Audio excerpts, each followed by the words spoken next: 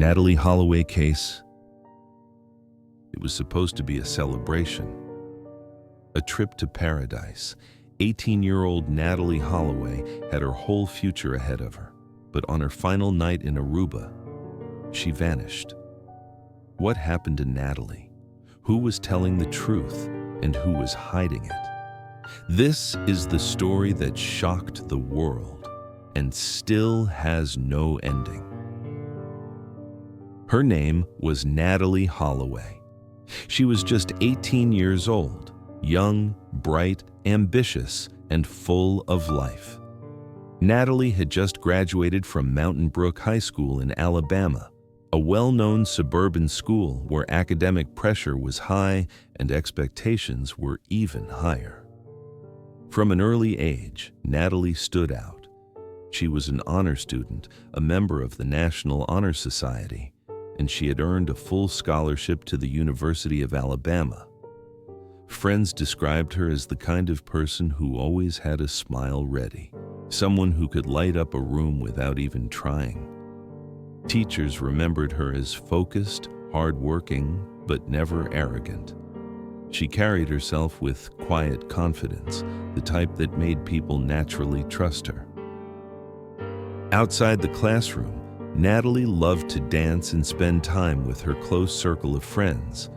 She was also deeply attached to her family. Her mother, Beth, often said Natalie was not only her daughter, but also her best friend. Beth admired her daughter's determination, the way she set goals and worked toward them without complaint. The summer of 2005 was supposed to be her turning point. She was about to leave behind her teenage years and step into the independence of college life. But before that new beginning, there was one last celebration. A senior graduation trip to the Caribbean island of Aruba. It was meant to be nothing more than a week of sunshine, beaches, and memories with classmates before everyone went their separate ways. No one could have imagined that this joyful trip, a simple rite of passage for so many young people, would turn into one of the most haunting mysteries of the decade. In late May of 2005, Natalie joined more than 100 of her classmates on a long-awaited senior trip to Aruba. The group traveled with a company that specialized in organizing graduation trips, a rite of passage for many American high school students. Parents had been assured that there would be plenty of supervision, but in truth, once the students landed, the island felt like an open playground. For Natalie, it was the first time being so far from home without her family. Friends later recalled that she seemed both excited and a little cautious. She wasn't known as a reckless teenager. At school, she had always been focused and careful, the kind of person who thought ahead. But like any young adult celebrating the end of high school, she wanted to enjoy this one last adventure before life changed forever. Aruba greeted them with postcard beauty. White sand beaches stretched endlessly, the Caribbean waters shimmered under the sun, and palm trees cast long shadows across resort pools. Days passed in a blur of laughter, swimming, shopping, and photographs. Natalie was seen posing with friends, smiling widely, her blonde hair catching the light. She was the kind of girl people naturally gravitated toward, not because she was loud, but because her presence made others feel comfortable. One of her friends later said, "Natalie had this energy. She made you feel like everything was going to be okay. Even on that trip when we were tired or stressed, she was always the one who brought calm." But Aruba wasn't just beaches and sunshine. At night, the island came alive in a very different way. Casinos, bars, and clubs became the center of attention for many students. The drinking age on the island was lower, and rules felt looser. For teenagers just out of high school, it was thrilling, intoxicating, and sometimes dangerous. On May 29th, The very last night of the trip, Natalie and her classmates went to a popular nightclub called Carlos and Charlie's. It was the perfect place for a final celebration. Music thumping, tourists and locals mixing on the dance floor, the kind of chaotic energy that makes memories unforgettable. Friends saw Natalie dancing, laughing, and drinking. She seemed carefree, as though the whole world was ahead of her. But as the club began to close around 1:30 a.m., Natalie made a decision that would change everything. Instead of returning to her hotel with her classmates, she was seen leaving with 3 young men: Joran van der Sloot, a 17-year-old Dutch student who lived on the island, and 2 brothers of Surinamese descent, Deepak and Satish Kalpo. That night, Natalie never came back to her room. The next morning, when her classmates boarded the plane to fly back to Alabama, her seat was empty. By the time the group arrived home, panic had already set in. Natalie Holloway was missing. When Natalie failed to return to her hotel that night, at first some assumed she was simply out late. But by the next morning, her absence could no longer be ignored. She had a flight scheduled back to Alabama. Her friends watched as other students lined up at the airport, yet Natalie's seat remained empty. For those who knew her well, that was the first undeniable sign that something was terribly wrong. Panic spread quickly among her classmates. The graduation trip that was meant to mark freedom and celebration was now consumed by fear. Teachers and trip organizers searched the hotel, questioned staff, and checked the beaches, but there was no trace of Natalie. Calls were made back home, voices breaking as they tried to explain the unthinkable. Natalie had vanished. Her mother, Beth Holloway, received the call no parent ever wants to hear. In interviews later, she described it as a moment when the world stopped. She refused to wait for more news.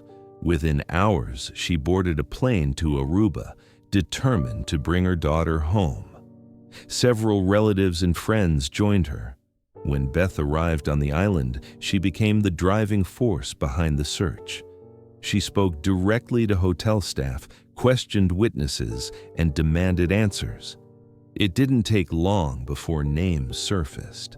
Joran van der Sloot, the charismatic Dutch teenager, and the Kalpo brothers, who'd been seen leaving the nightclub with Natalie.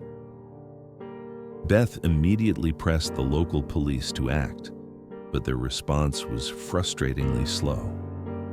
At first, they suggested that Natalie may have simply gone off with friends or needed time alone. They hinted that she was just another teenager who had overindulged on vacation. Beth rejected that explanation outright. She insisted her daughter was responsible, cautious, and would never vanish without telling someone. As hours stretched into days, the search intensified. Local authorities launched organized efforts: beach patrols, divers searching offshore waters, roadblocks set up across the island. Tourists and locals alike joined in, some handing out flyers with Natalie's smiling face, others combing through neighborhoods and remote areas. Aruba, usually a quiet paradise for vacationers, was suddenly the backdrop for a desperate manhunt. Very quickly, the case exploded in the media.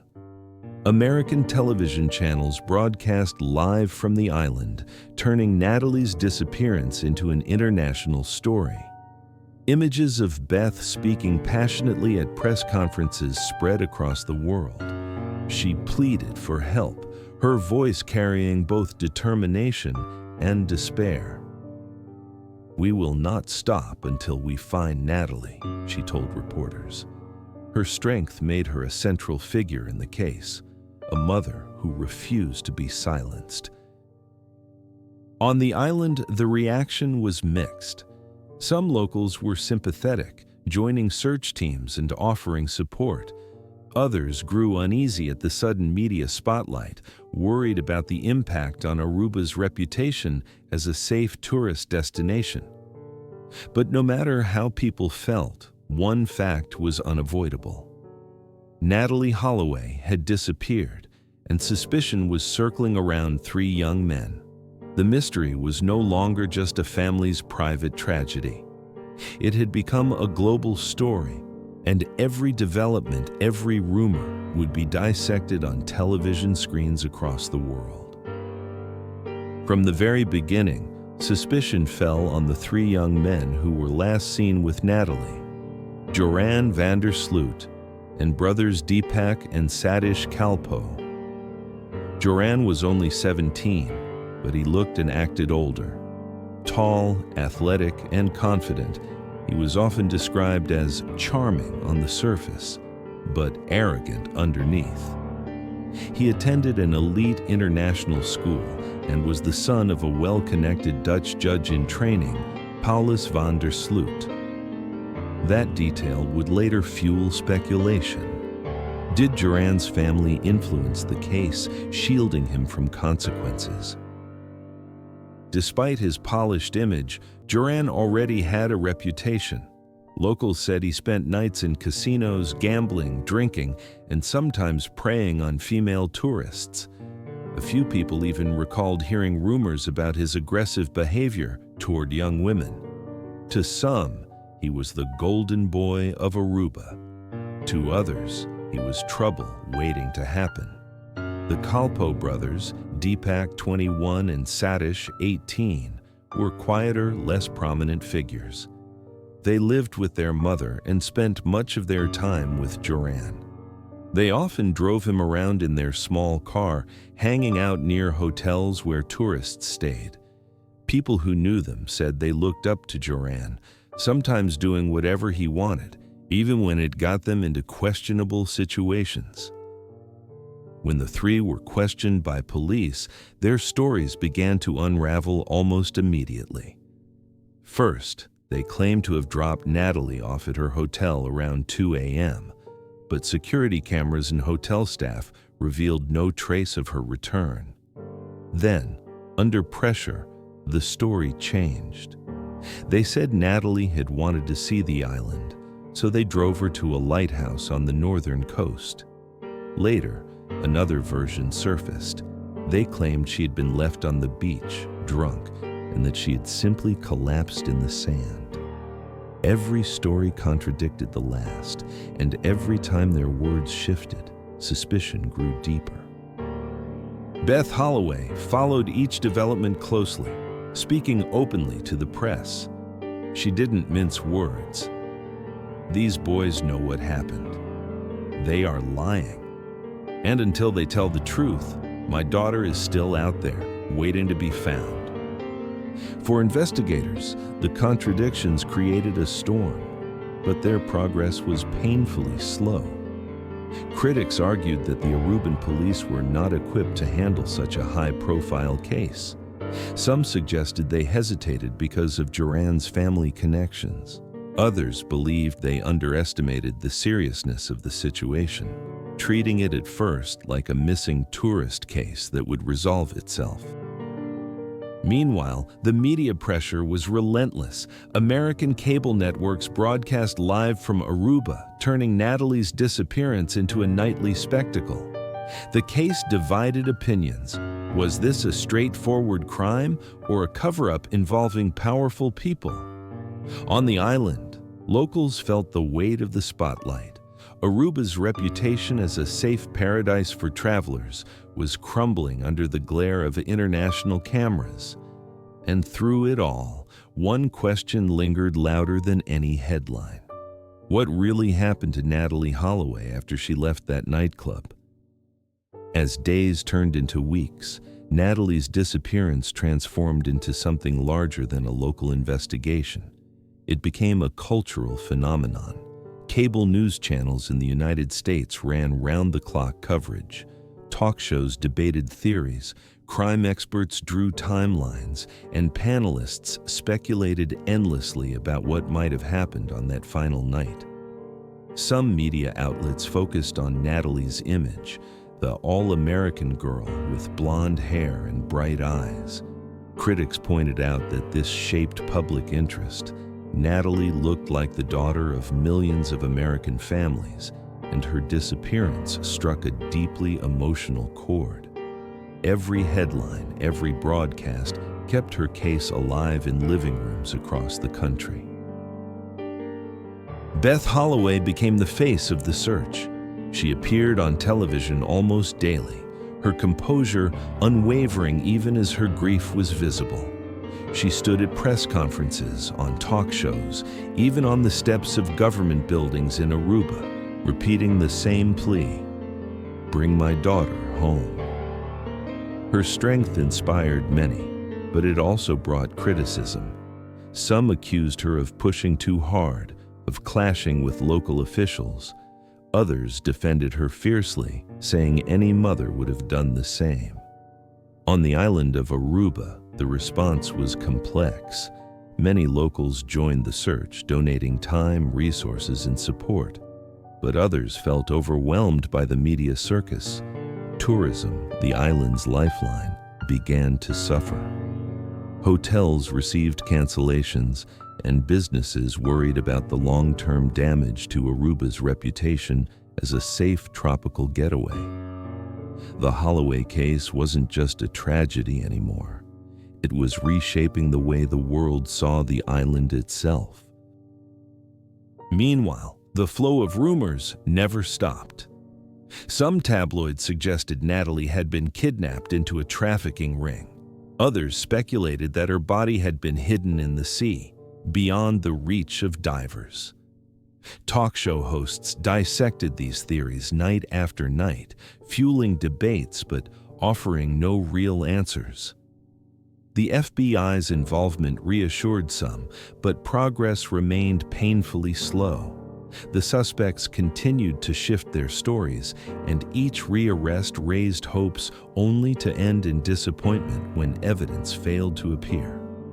The public grew more restless, demanding justice, demanding closure. But there was none. Natalie Holloway was still missing. And as weeks turned into months, one truth became painfully clear. This case was not going to be solved quickly, if at all. Months passed, and despite countless searches, investigations, and media reports, no trace of Natalie was ever found. No body, no evidence strong enough to convict anyone.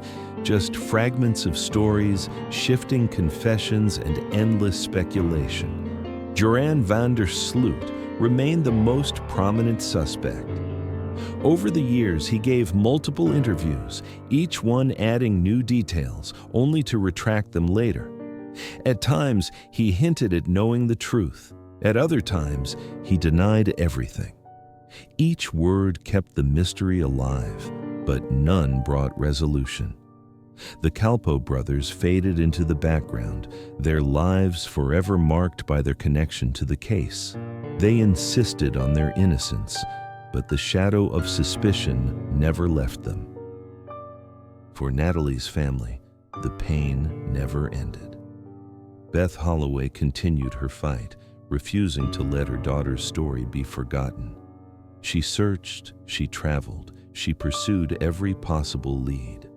And though the years passed, her hope remained, a hope that one day the truth would finally be known. But the truth has never fully surfaced. To this day, questions linger. What really happened in those hours after Natalie left the club? Was there a cover-up, or simply a tragedy hidden by silence? Did witnesses stay quiet out of fear, or was the truth buried somewhere no one could reach? The case of Natalie Holloway remains one of the most haunting, unsolved mysteries of our time. A young woman, full of life and promise, vanished on a night meant for celebration. And all that remains are echoes, echoes of her laughter, echoes of her family's grief, and echoes of a story the world still cannot forget. This was the Natalie Holloway case, and in true echoes, every unanswered question continues to echo. Every secret waits to be revealed. Every silence that carries an echo. Every story is waiting to be told. This was her secret. What about yours? What do you think about this case? Share your thoughts in the comments.